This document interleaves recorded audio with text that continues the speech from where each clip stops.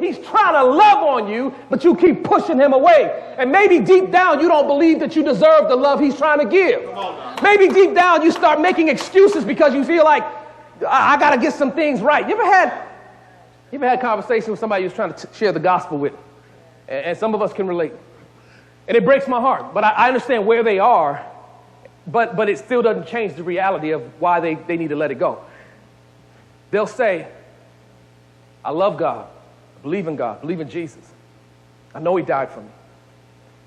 But when it comes to making the decision to accept the love that he has, they say, well, you know, I got to get some stuff in order, and I just don't want to be a hypocrite, and I just don't. They think that somehow by living perfectly is the way that they love back. But like I said about Frick on yesterday, he's not looking for perfection. He's looking for persistence. He's looking for somebody that's going to really be serious about continuing to reach out to him, to God, as much as he's reaching out to us, so that we can continue to touch and love on each other in a reciprocal way. But you've got to stop and let God love you. Stop making excuses as to why you won't accept the gospel, this love that God has for you. You can believe it. We can know somebody loves us, but you ain't gonna get that love and the benefit of that love until you let them in. Stop pushing him away when he gets close. Stop insisting you don't deserve it. Stop suggesting to yourself that love isn't enough, that just being loved by God isn't enough. I need something else. See, when you don't accept Christ because you feel that way, we don't realize that it's actually an insult. I don't know if we look at it that way. Like at some point, what if she would have just kept on and kept on? Ruth, no. And Ruth is like, look, I done been here like 5 years and you still telling me no. I ain't going nowhere. I'm here. Our relationship cannot be as genuine and authentic as it can be, because every time we come around a dinner table, you want to keep talking about how you don't deserve me being here. I've already passed that. I'm here to love you. God ain't going nowhere. Love is patient. Love is kind. It does not envy. It does not boast. It's not proud. It's not rude. It's not self-seeking. It's not easily angered. It keeps no record of wrongs. Love does not delight in evil, but rejoices in truth. It always protects. It always trusts. It always hopes. It always perseveres. 1 Corinthians 13, 4 through 7. When you start increasing and expanding your awareness of God and your knowledge of God and how he's loved on you, the natural response is to love him back. Yes, sir. That's what we do. Yes, sir. Romans 12, 1 and 2, it is in view of God's mercy. Yes, in view of God's mercy, yes, that's why we choose to be living sacrifices, yes, holy and acceptable. It's in view. It's a response to the mercy shown to us that is just our reasonable response to worship, to love him back. Yes, sir. Yes, sir. All right. All right. It just makes sense. Yes, sir. To love God back. Why? Because he first loved us. 1 John said, this is how we know what love is. Not that we loved God, but that he loved us and died for us and gave himself for us. That's love. And then, I'm going to close there. And then here's the problem. Whew. I think the reason that some of us struggle to love others is because we don't know how to love them.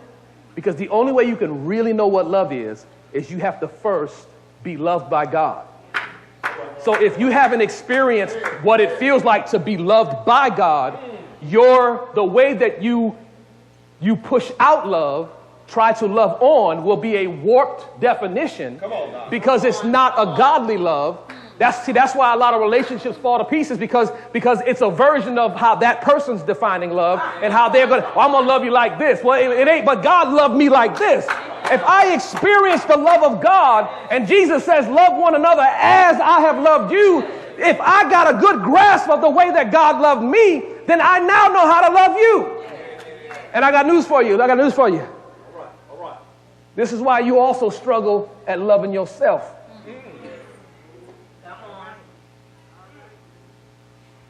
You'll have even a warped perspective if you don't let God. I'll tell you right now, Naomi, in this context, until she let Ruth love her, she got a warped view. She don't love herself because she's trying to disqualify herself from the love Ruth is trying to give her. Don't do that. I'm not worth it. We do that to ourselves every day. You know why? Because we are not recognizing how much God loves us. So you can't love yourself right because you won't let God. It messes everything up. This is how letting God love you the way that he wants to. It justifies a lot of warped perspectives and self-talk that we tell ourselves. Because see, it don't matter. If God loves me, I don't care. It don't matter. Where Tia at? I tell Tia, what's the number one thing you looking for in a dude? Number one, does he love God? Come on.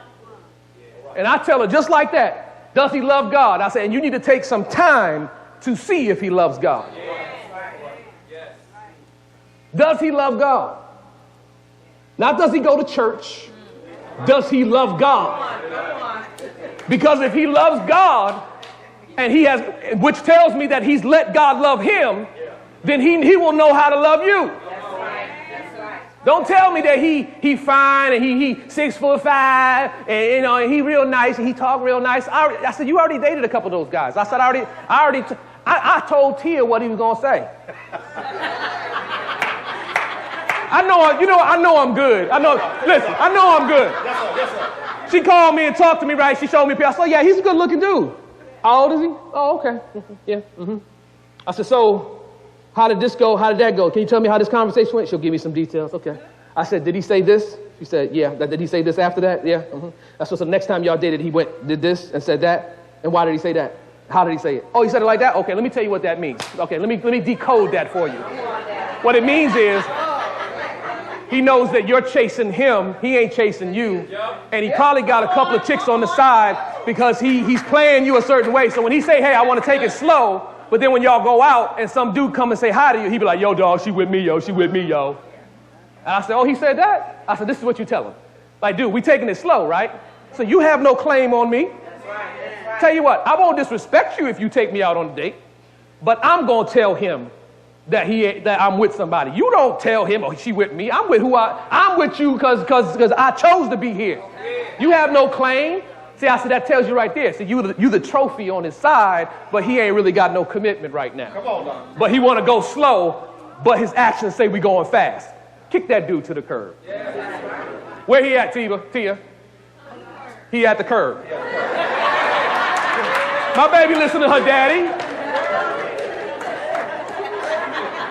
Does he love God?